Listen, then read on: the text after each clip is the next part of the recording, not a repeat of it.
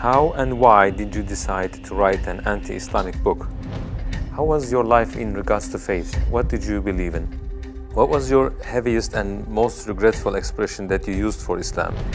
What was the reaction of the people around you when you became Muslim? I thought to myself, Islam is a lie. Islam is a danger. I got over 2,000 death threats. And in the end, I decided to write an anti-Islam book. God, give me a sign so that I 100% sure know this is the way.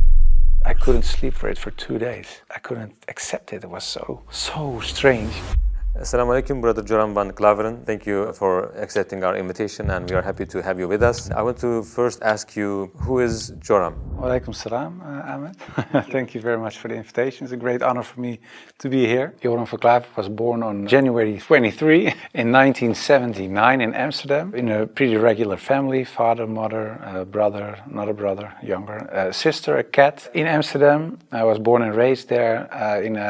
We're a practicing Protestant family. After I finished high school, I studied comparative religion. I was a teacher for a few years. There happened a lot of things in the Netherlands, especially in my life. Also, when I look at the bigger picture when it came to Islam, I became politically active for the Freedom Party. I became a member of parliament. And in the end, I decided to write an anti-Islam book, which started as an anti-Islam book, changed into this search for God, and it ended up me becoming a Muslim.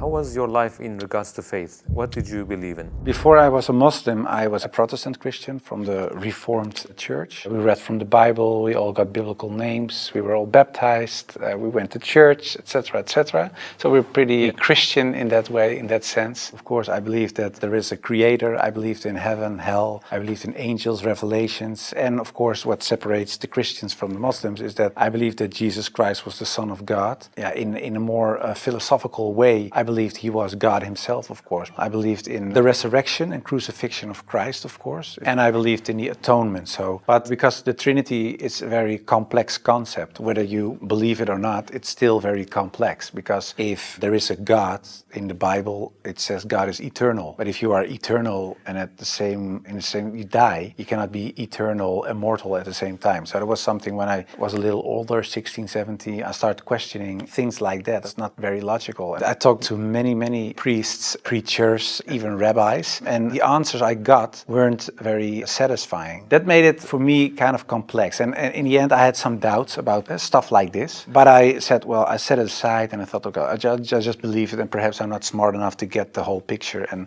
I still believed in God. I still believed that Jesus was a very important person. I believed he was the Son of God, but how it exactly was, I left it for what it was. How and why did you decide to write an anti-Islamic book? After high school, I went to university and I did comparative religion. And the remarkable thing, I think, was that the first day of me going to college was September 11, 2001. Already thought, okay, these Muslim guys are kind of crazy and this religion isn't the truth. Then a few years later was this guy in the Netherlands called Theo van Gogh. He was a famous filmmaker and he was killed in the street. He was shot and they tried to slit his throat and they put a knife in his stomach with a letter on it for another girl, and Hirsi Ali, and it said, "You are next." So it strengthened my anti-Islam feelings in such a way that I thought, well, I have to become politically active to do something and stop this evil of harming our country. You started politics because of Islam? Yeah, and that really had to do with Islam. That was the reason that I wanted to write a book, to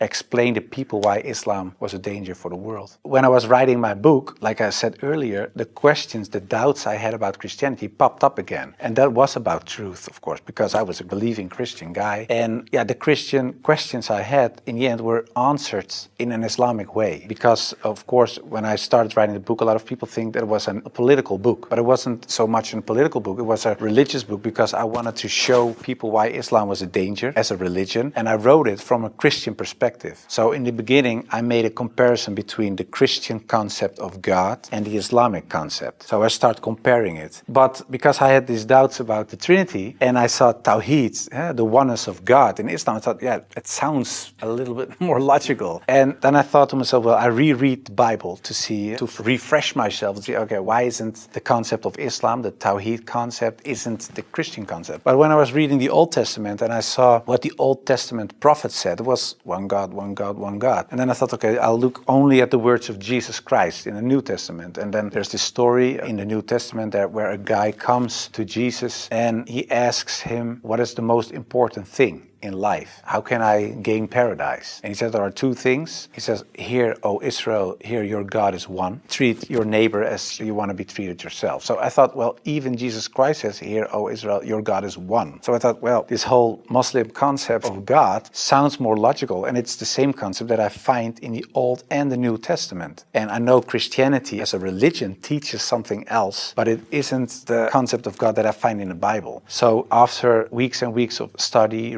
rereading all kinds of books, I thought to myself, okay, perhaps this oneness of God is something that is true. So that's how it started.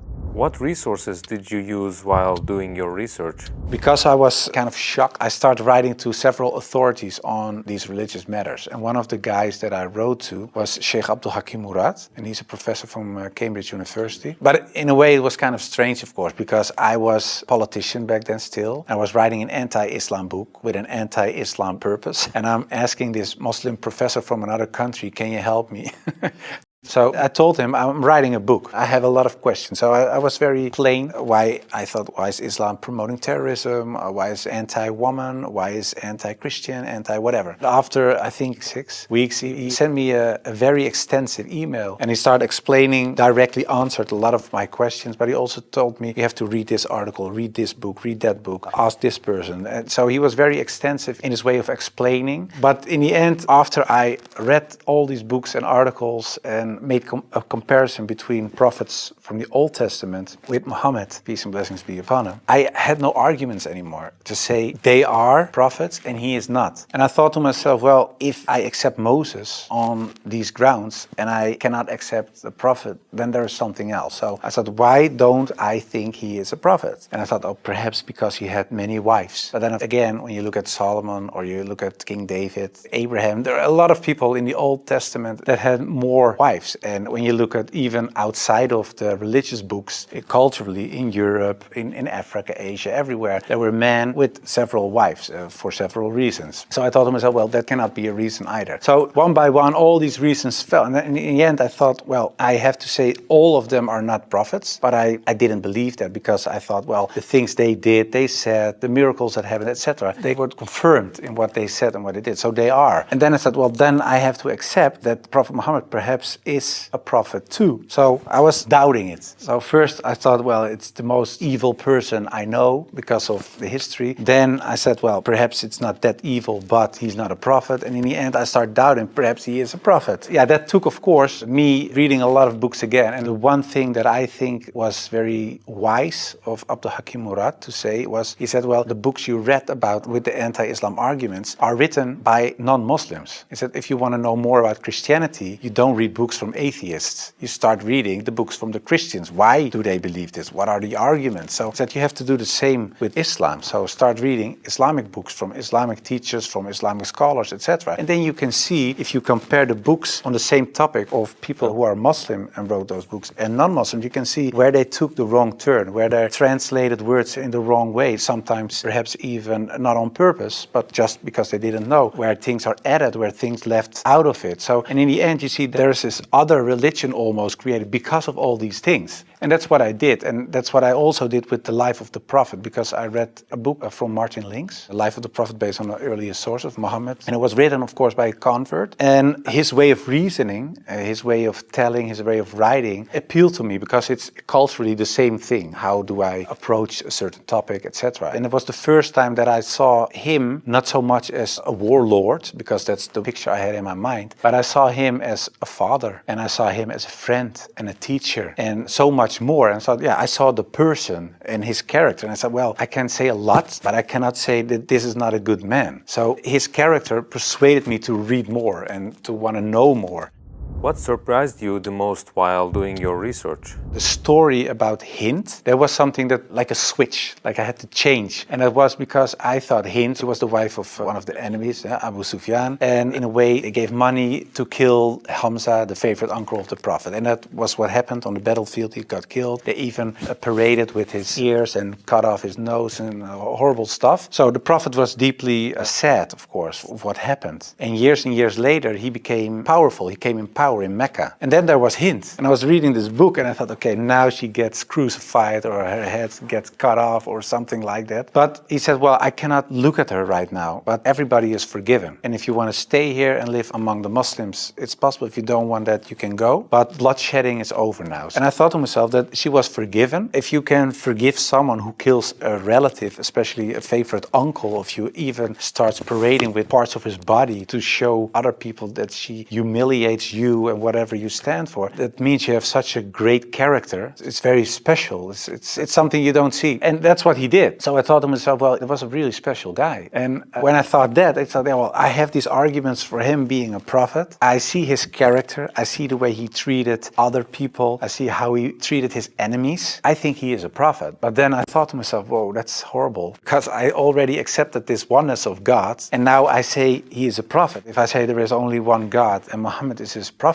that's almost shahada. So I thought to myself, okay, let's close the books. Stop. This is going in the wrong direction. And of course, I wasn't that anti-Islam anymore because of what I read, what I saw, and what I experienced. What I tell you now, it sounds a little like a fairy tale, but it really happened. In the end, there were all these books at the table. And when I had this feeling of, yeah, okay, this is shahada in a way, I thought, well, I put all the books away and I put the books on the highest shelf. But there were so many books that a lot of books fell off the shelf. And one of the books that fell off the shelf was the Quran. And when I picked it up, my hand was on a page with Surah 22, Ayat 46. And it says, it's not the eyes that are blind, but the hearts. And I thought to myself, that really is my problem, because it wasn't the eyes. I really could see what I written down myself. Nobody forced me to write this book. Nobody said you have to write this or that. I started writing myself and I could see it with my own eyes, but I still couldn't accept the fact that I said he is a prophet, there is this one God. I just couldn't. So it wasn't my eyes that were blind, but it was really my heart. I couldn't accept it. I think my nafs or whatever, my ego, I couldn't accept it. And I said, well, God, I don't care if it's the God from the Bible or the Quran, give me a sign or something so that I 100% sure know this is the way. And I went to bed, but when I woke up, I felt very secure in myself. I really felt very secure. I've never been more secure about anything else. The whole anxiety or the whole doubting issue, it disappeared like snow for the sun. And I thought to myself, well, I think I'm a Muslim. Well, and then of course I had to tell other people. What was the reaction of the people around you when you became Muslim? Assalamu alaikum, brothers and sisters. We saw that 80% of our audience, including this video, are not subscribed to our channel. As you know, we are a non-profit organization and advertisements are disabled on our videos. So the only reason we are asking for this is to spread the truth. It may seem like a small act, but inshallah, it may be a means of guidance for many people. Now let's click the subscribe button and let's together walk towards eternity. What was the reaction of the people around you when you became Muslim? Most of them were very negative, of course. For a lot of people, especially some uncles and aunts, it was kind of a shock. They heard it when it was on the news. I told my mother and my mother started crying. And my wife was pretty open. Yeah, she was very cool about it. She said, well, if Islam is what you really believe and that's in your heart, who am I? And yeah, some people from my old work were really aggressive. I got over 2,000 death threats from people who used to support me, of course. People who voted for me. People said the most horrible things. We will rape your wife, shoot you, you know, where your children go to school, stuff like that. And most of them, of course, is nonsense because they're crazy people writing things on their computer. So it was kind of a hectic time. And I had to tell my work, of course, and it was this Christian organization. So to say that the leader of the pack, he said, I can't believe it. And he said, well, I noticed this change when you talked about certain topics on radio. You were kind of a little more mild, not so harsh anymore, but you becoming a Muslim? And after I said, yeah, I became Muslim, he said, I couldn't sleep for it for 2 days. I couldn't accept it. It was so strange. But the hardest part for me was telling my grandfather, because my grandfather was dying and he was 93, 94 years old and he was on his deathbed at home. I had to tell him, and my mother told me, yeah, you have to tell your grandfather. It was her father. So I said, well, then you have to come with me. It's got like a shield. And I just said, well, grandfather, I became a Muslim. And then he closed his eyes. And I thought he stopped breathing because, yeah, he was so old. And he really stopped breathing for a while. And then he started breathing again and he looked at me and he said, well, at least you didn't become a Catholic. So it was very funny. The last thing, and my old boss from the radio, he said, well, how do we know that you're not becoming Hindu one day or something else?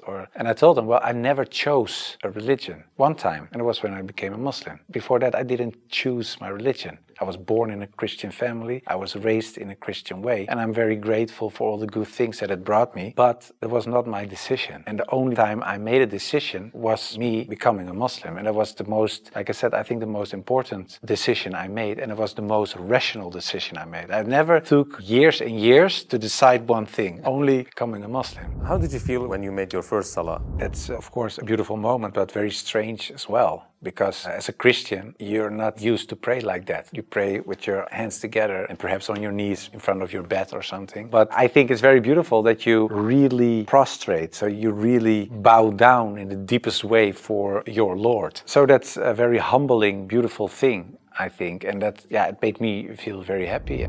What were the 3 biggest challenges you faced when you converted to Islam? Well, becoming a Muslim, of course, was a big challenge because I had to tell the world and family, and that was a big challenge. The part of thinking that it would be very hard to become a Muslim because, especially as a Protestant Christian, there aren't so many things you have to do in a religious sense. As a Muslim, in terms of practice, so it is required to pray 5 times a day. It's required to eat in a certain way. It is required to think in a certain way. You have to be the best in a way every moment because of your relation with your Creator and because of the fact that you have to pray 5 times a day. It's a constant reminder in a way of the Creator. So that makes you much more aware of the fact that you have a Lord than as a Christian. That's how I experienced it. And I thought to myself, whoa, 5 times a day praying, I cannot do this, I cannot do that, I have to do. So that made it hard in the head. But after I became Muslim, it wasn't hard at all. Are you raising your kids as Muslims? Well, you try, of course. I don't know, when you're really raised as a Muslim, I think it's a very difficult job, especially in these times. Of course, when I married, I wasn't a Muslim. You promise in a way that you raise your children as Christians. So after I became Muslim, I'm not raising my children as Christians, of course. If the kids have questions about Christianity, they ask my wife, they get Christian answers. And if they come to me, they get Islamic answers. But most of the time, they ask your father. And my wife cooks halal for everybody, so that's very sweet. She says, well, I'm not going to cook 5 meals, so everybody eats the same. You want halal, everybody eats halal. So in a way, it's like an organic process. What was your heaviest and most regretful expression that you used for Islam? I think Islam is a lie, because that's something I used to say. Islam is a lie, the Quran is poison. But when I said Islam is a lie, that's the whole religion and everything that comes with it. So that's like the highest level of Jahiliyyah in a way. Yeah, that's something I regret because it was like an umbrella and everything else was under this concept of Islam is a lie because that was the core thought. And of course, I do blame myself, and I know there are a lot of people out there not practicing Muslims that do so. And in a way, I understand it because in a political sense and in a social, cultural sense, everything I said and done is still there. I sometimes even hear arguments from people in my old party that I offended in a way. Yeah, that's something that bothers me, and that's one of the reasons that we founded an organization. It's called the IXC, Islam Experience Center, and we go to schools, primary school, high school, college, universities, but also to departments of the government, other social organizations, churches, to take away misconceptions about Islam, to share the message, to show Islam in its true colors. And we do it by virtual reality with the glasses, so it's a very fun experience as well. And we try to erase in a way the things I said and done in the past. How should people research about Islam? Do you advise just searching at Google? No, I would certainly not advise Google. It's the last thing I would advise. I said shut down the computer. No, I think it's very important that people read books, real books with pages and stuff. I would recommend Muhammad, His Life Based on the Earlier Sources of Martin Link's, the book I talked about earlier. It's a green book. And I think it's very important for people not just dive into the Quran, because it's a very complex book. And if you don't have anybody who can teach you what you read, especially most of the people who don't know anything about Islam are not fluent Arabic, classic Arabic speaking people. So you will read an interpretation of the Quran or a translation, and most of the time that's not the real deal, of course. So I would advise people just to study the Sirat, study the character and the life of the Prophet, because that's what the tradition teaches us as well. His life was the Quran. He was the living Quran in a way. Just study his Sunnah, and I think that is the best way of discovering Islam. What would you like to say as your final comments? I became much more happy after I became Muslim. So I would like to invite everybody to become Muslim, just because it brings peace to your soul and peace to your heart. It is the truth. It resonates with heart and soul. At least look at it from an Islamic perspective. Try to read and study the life of the Prophet. Try to understand what the Muslims believe. Not so much the behavior of Muslims, because there are a lot of Muslims that don't live like Muslims, including myself. I don't always live like a Muslim. I should, we all do, but you should look at the example of all examples, and it was the Prophet. And if you study his life, perhaps you find guidance that leads you to the truth.